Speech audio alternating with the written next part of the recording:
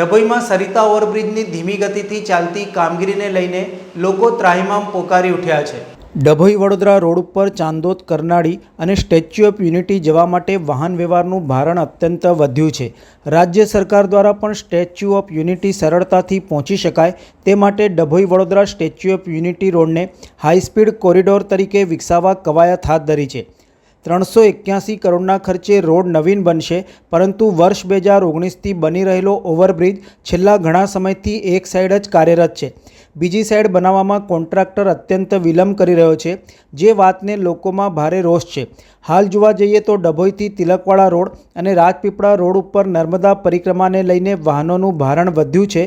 તેવામાં અવારનવાર ટ્રાફિક જામની સમસ્યા ઉદ્ભવે છે।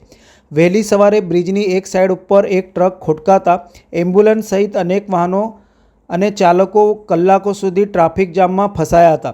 રોડની બંને સાઈડે આશરે 3 કિલોમીટર લાંબો ટ્રાફિક જામ સર્જાયો હતો। ત્યારે માર્ગ અને મકાન વિભાગ દ્વારા બ્રિજની બીજી સાઈડની કામગીરી ઝડપી કરવા કોન્ટ્રાક્ટરને સૂચના આપે અને વહેલી તકે બીજી સાઈડ બ્રિજ પર કાર્યરત કરાય તેવી વ્યાપક માંગ પંથકમાં ઉઠવા પામી છે।